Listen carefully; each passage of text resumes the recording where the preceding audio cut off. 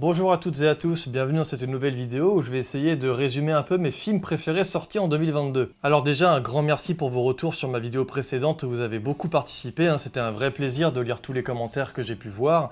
Vous prenez souvent le temps de bien argumenter et c'est vraiment super agréable. Alors pour cette vidéo, je me disais qu'au lieu de vous faire un top, je vais surtout parler de quelques films en particulier que j'ai vus ces 5 derniers mois et qui me sont encore bien en tête et qui sont pour moi aussi de très bons films sortis cette année 2022. Car il y a pas mal de films dont j'ai déjà parlé en vidéo dans mon top, donc plutôt que de revenir dessus et de redire les mêmes choses, je vous enverrai sur les vidéos en question si ça vous intéresse, et ça ne va pas m'empêcher bien sûr de vous donner mon top 10 perso de cette année. J'avoue qu'il a d'ailleurs été difficile pour moi à faire car je trouve qu'il y a vraiment eu des bons films, mais il y en a aussi que je n'ai pas pu voir ou rattraper avant de faire cette vidéo comme Licorice Pizza, RRR ou Spencer, qui avaient à mon avis sûrement une petite place. Je souhaite quand même vous parler de quelques films qui n'y figurent pas mais que j'ai quand même trouvé super pour vous donner un plus large panel de choix pour ceux qui les auraient manqués. Il y a notamment le dernier film d'Alain Guiraudy qui se nomme Viens je t'emmène, un film assez étrange puisqu'il ancre ses personnages dans un récit qui traite de pas mal de problématiques avec des événements que subit en permanence le personnage principal.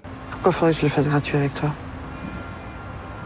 Parce que je suis contre la prostitution, puis vous me plaisez trop. Ça vous arrive de faire l'amour en dehors du travail, non? Et j'aime beaucoup ce film car il est surtout très drôle dans sa satire, toute son histoire se base sur les croyances, qu'elles soient religieuses, sociétales, sociales ou amoureuses, ou du moins sur l'incapacité à savoir qui croire lors de conflits qui se mélangent entre eux.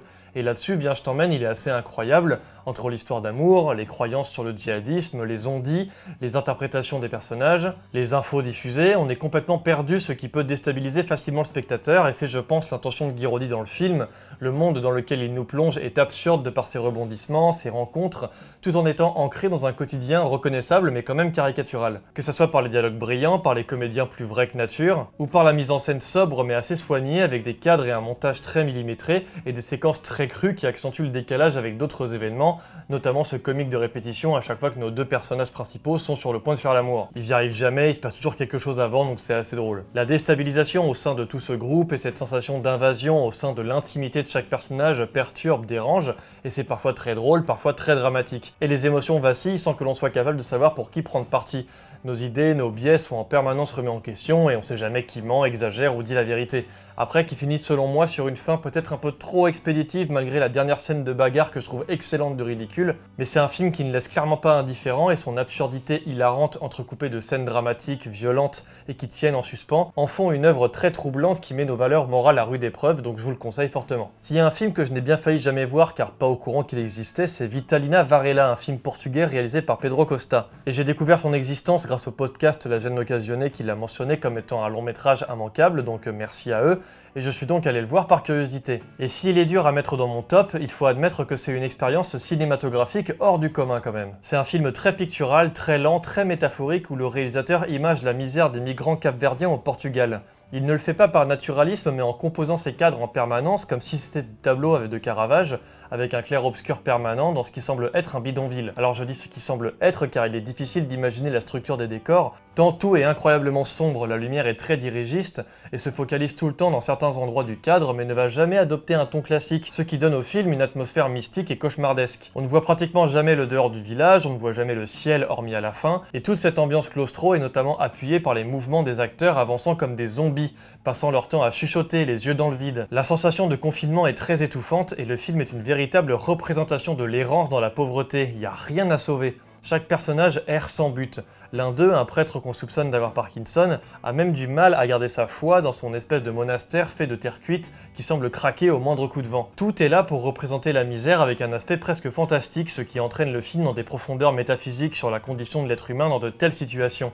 Et cette mise en scène leur donne un aspect très fantomesque, comme si personne ne les voyait, comme s'ils survivaient malgré eux dans la plus grande indifférence. Il est donc très passionnant mais assez exigeant. Je vous avoue qu'il n'est clairement pas très accessible car sa spécificité le rend parfois difficile à tenir, pas forcément de par son rythme lent mais de par son ensemble. Mais si jamais vous êtes curieux, n'hésitez pas à aller le voir. Et enfin, deux films de Laure Calamy qui ne sont pas dans le top 10 mais qui sont clairement de très bons films. Alors j'avais déjà un peu parlé de L'origine du mal qui était aussi très bien, mais j'ai pas beaucoup parlé d'À plein temps et de Annie Colère, deux drames qui mettent en avant la situation d'une femme vivant dans la précarité. Et j'aime beaucoup À plein temps pour sa mise en scène très portée vers le thriller suffocant, ça bouge beaucoup, les plans sont souvent serrés, ce qui rend l'atmosphère très irrespirable et en mouvement permanent. Une manière de raconter la vie de cette femme qui doit gérer ses deux 2 enfants seuls tout en travaillant loin de chez elle pour réussir à survivre. L'arrivée des grèves va donc perturber son quotidien et la plonger dans un stress inouï.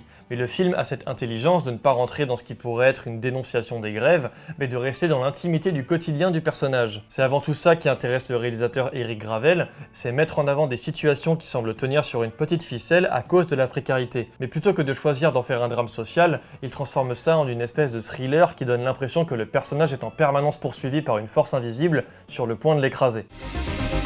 Je vais te laisser mon badge et tu vas le valider en même temps que le tien. Mais ça, je suis pas sûre. En raison d'un mouvement social. Il y a un train qui va partir là. Quelle voie? Voie 14.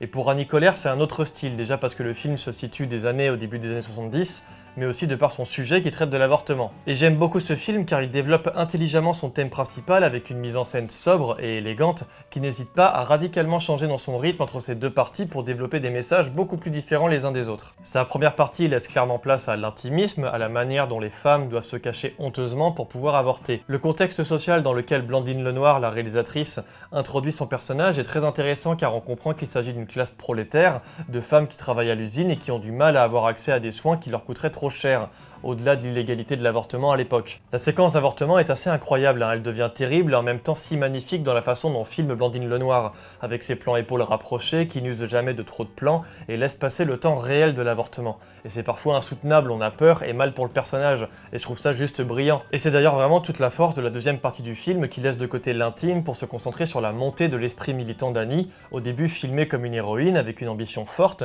mais qui finit vite par virer à l'obsession. Et cela influe donc sur sa famille, sa relation avec son mari qui ne comprend pas, qui n'arrive pas à suivre son combat sans pour autant la rejeter. Ça influe aussi sur son caractère qui manque parfois de nuances, qui a du mal à écouter la rationalité des hommes médecins par exemple. Par conséquent, n'importe quel film un peu classique aurait fait une fin montrant l'arrivée de la loi Veil avec toutes les femmes heureuses et une musique d'accomplissement. Dans Annie Colère, la plupart ne sont pas satisfaites de la loi car elle rend l'avortement légal et elles perdent du coup l'union de ce groupe qui s'était fait dans l'illégalité.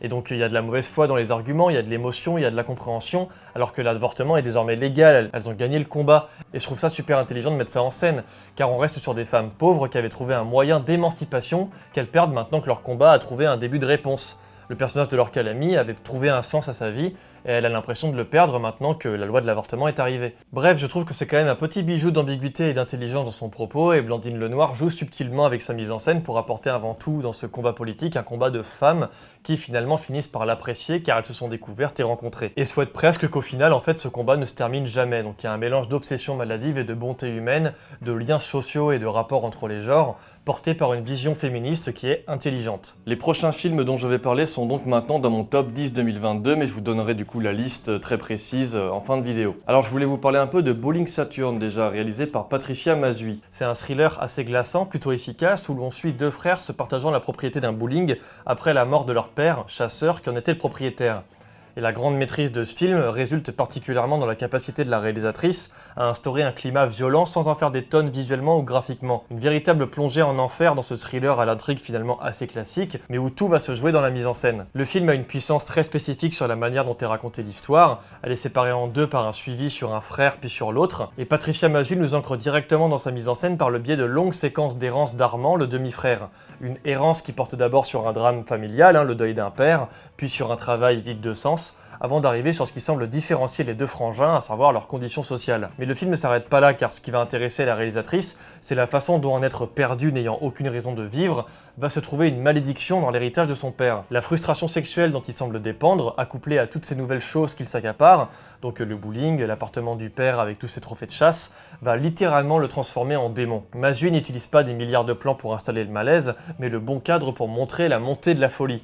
On suit un personnage dont on ne sait jamais vraiment ce qu'il adviendra et qui est très imprévisible. Doit-on s'attacher à lui car il est misérable, ou est-ce au contraire un futur psychopathe? Mais ses intentions deviennent très vite claires lors du premier assassinat, filmé là aussi d'une manière de maître tant le montage est correctement assimilé, le passage du désir à la violence pure et d'une brutalité réaliste perturbante. Comme si ce personnage avait déjà ce destin funeste avant même que quoi que ce soit ne soit arrivé. La seconde partie, je suis pas mal boudé par les spectateurs car elle s'occupe de l'autre frère, policier, et montré comme l'enfant modèle à qui tout réussit dans le premier acte, qui se charge de l'enquête sur les plusieurs meurtres que commet son demi-frère. Mais je l'ai trouvé tout aussi efficace que la première car elle démystifie l'idée que l'on pouvait se donner de ce personnage qui semblait droit dans ses bottes, alors qu'en fait il subit littéralement tout ce qu'il se passe et est impuissant à toute la violence qui l'entoure. Il est assez misérable allant même jusqu'à se morfondre par terre sur la tombe de son père en traînant et en gémissant. Là aussi, l'enquête est filmée de manière très spécifique dans le silence, qui se joue dans les regards entre les frères, le doute, les excès de colère, l'incompréhension entre les deux. Le parallèle avec la chasse, qui est le sujet qui tourne aussi autour du film, est intéressant car on a presque l'impression de voir des animaux déguisés en humains tant toutes les réactions semblent primitives. La monstrueuse scène lors du dîner des chasseurs est un peu le climax de toute cette symbolique. Les vidéos de chasse se parallélisent parfaitement avec ce qui se passe dans ce bowling, où chaque cliente est une proie et où le chasseur jubile, jouit devant cette violence, ce sentiment de domination qu'il n'a jamais pu combler, pour ce qui est du demi-frère. Donc je trouve que Bowling Saturn est vraiment une descente aux enfers dans ce choix de laisser place au silence, car les regards entre les personnages accentuent justement la violence primitive qu'ils subissent, et la mise en scène jouant parfois très justement avec la couleur rouge, mais aussi avec des couleurs très froides, et d'une grande maîtrise dans les choix de cadre et de rythme. Quand la lenteur accentue l'affaire, le film devient du coup très déstabilisant car tout se rapporte au destin et à la fatalité de cette famille qui semble être liée au mal pour toujours. Dans mon top, j'ai récemment ajouté Il Buco, un film italien.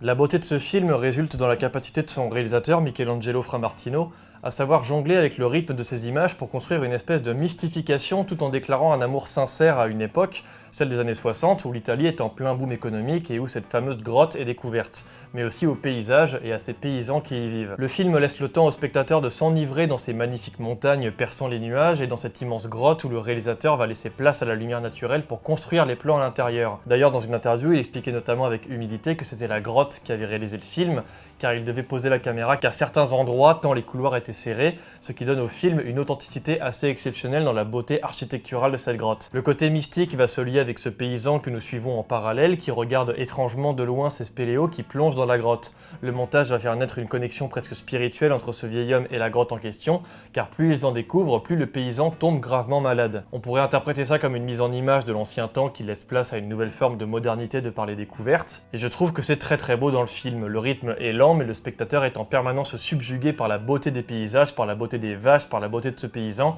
C'est une vraie déclaration d'amour au cinéma, à sa capacité à capter des moments suspendus dans le temps. Ensuite, il y a aussi eu le nouveau film de Gaspard Noé, Vortex. Gaspard Noé, c'est un réalisateur qui n'hésite pas à faire dans le sensationnalisme. Mais là, il part sur quelque chose de beaucoup plus calme, même s'il reste tout le temps sur son même type de sujet. Donc il y a la drogue, la dépendance, la descente aux enfers, mais en passant cette fois à travers l'amour d'un couple qui semble ne plus réussir à s'offrir quoi que ce soit. Il choisit d'abord cette mise en scène très singulière du double cadre séparé en deux, où chacun vit dans son espace-temps. Il y a parfois des ellipses dans l'un alors que l'autre est continu, mais c'est censé se dérouler sur la même temporalité puisqu'ils s'y rejoignent. Ce drôle de paradoxe temporel permet d'ancrer cette espèce de perte de sens du temps avec nos deux protagonistes, accentuée par la maladie de la mère et le désarroi du père, qui n'est plus que mauvaise foi, à la recherche d'un amour et d'un rêve qu'il ne souhaite pas voir disparaître. Au début c'est assez calme, c'est très lent, ça nous montre le quotidien de ce couple qui semble bien triste, la mise en scène va au fur et à mesure resserrer les taux, que ce soit dans les cadres, les situations, le décor qui semble de plus en plus petit, jusqu'à ce que l'on étouffe, jusqu'au climax de fin qui renvoie à la dureté de la réalité. Le temps est le personnage principal de ce long métrage, mais aussi l'ennemi de nos personnages. Le temps détruit tout, et malgré les quelques événements qui viennent essayer de donner espoir, le temps finit toujours par rattraper ce qu'il se passe, que ce soit le passé du fils joué par Alex Lutz, incroyable de justesse par ailleurs, la perte de mémoire de la mère, ou bien la quête de vie recherchée par le père, ne cessant de se cacher ce que le temps efface. C'est la fête, hein. Et finalement, l'amour ne résonne qu'à travers les instants où le temps ne peut agir, à savoir sur les photos. Ce sont les photos qui viennent ajouter le vécu et les années de tendresse que le couple a traversé. Cet enfermement dans une spirale qu'on ne peut pas arrêter, qui est aussi animé par les médicaments que se prennent les parents de façon totalement aléatoire et dangereuse, est aussi accentué par la dépendance, qu'il s'agisse de drogue dure, de recherche d'amour ou de cigarettes. Et tout en étant une expérience cinématographique assez dure à vivre, Vortex est un vrai reflet d'humanité et d'amour. Pas celui que l'on voit finalement dans les films assez classiques, mais celui que l'on vit dans le réel avec nos compères, notre famille ou notre passé. Et parfois c'est très difficile. La force et la puissance du film résultent dans cette prise de conscience. C'est là aussi d'ailleurs que le dernier plan du film a sa symbolique, car on se met à rentrer dans un espace que l'on ne connaît pas, où l'on ne sait pas comment le temps se comporte, ce qui laisse entrevoir l'espoir d'une meilleure vie pour ce couple qui a su s'aimer mais qui ne savait plus vivre. J'ai envie de vous parler un peu de Io de Jerzy Skolimowski. Un film polonais et italien où l'on suit littéralement un âne du nom de Io qui traverse plusieurs péripéties au contact des humains. Pour moi, Io revient à la source de ce que doit être le cinéma, à savoir véhiculer les émotions par l'image, le son et le montage. Le réalisateur livre une œuvre magnifique dans sa cruauté qui pourrait se regarder comme une fable imageant le bon et le mauvais côté des humains perçus par l'innocence d'un animal qui, peu importe où il va, finit toujours par croiser leur chemin. Le réalisateur sait habilement jouer avec ses plans souvent très serrés, proches de l'animal, mais plus éloignés quand il s'agit de filmer des activités humaines. Il ne filme pas sans sarcasme certaines situations un peu absurdes voire burlesques pour accentuer un point de vue un peu gentillet et innocent, tout en nous ramenant perpétuellement vers une cruauté que subit l'âne au cours de son aventure. Et nous, humains, on se met à lui donner des émotions. Et entre les situations tantôt bienveillantes comme cette ferme pédagogique, tantôt dangereuses comme les supporters de foot bourrés ou le camionneur chargé de livrer des animaux condamnés à l'abattoir, Io ne cesse de nous montrer que l'âne n'est jamais à sa place, même dans une écurie où les chevaux sont filmés de manière à ce qu'on sente qu'ils le perçoivent comme un vilain petit canard. Certains plans sont par ailleurs d'une beauté sans nom, comme cet étalon blanc qui court et traverse quelques zones de lumière, une manière d'observer sa condition d'animal élevé et soumis malgré sa grandeur. Le fait de filmer à travers cet âne nous fait lire la condition humaine comme une tragédie, une pièce de théâtre parfois absurde, mais sans être drôle, où tout personnage est spectateur de sa propre vie, mais le film a des lectures si vastes qu'il est difficile de lui apporter un réel message.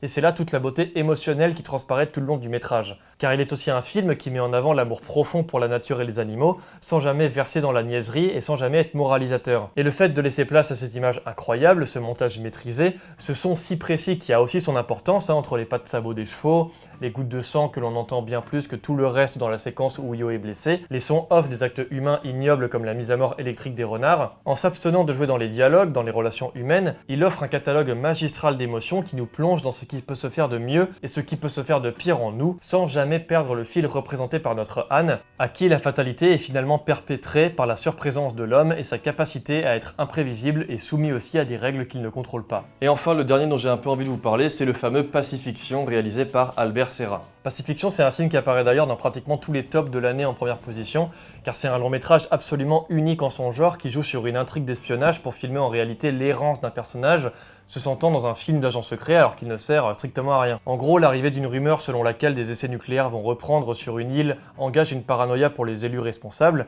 mais le personnage de Magimel qui joue le représentant de l'État français nie cette information. Et Pacifiction, c'est donc 2h45 d'un politicard qui a l'impression qu'il a une mission à remplir, allant même à vouloir tomber sur les sous-marins français pour confirmer la rumeur et pouvoir enfin faire quelque chose.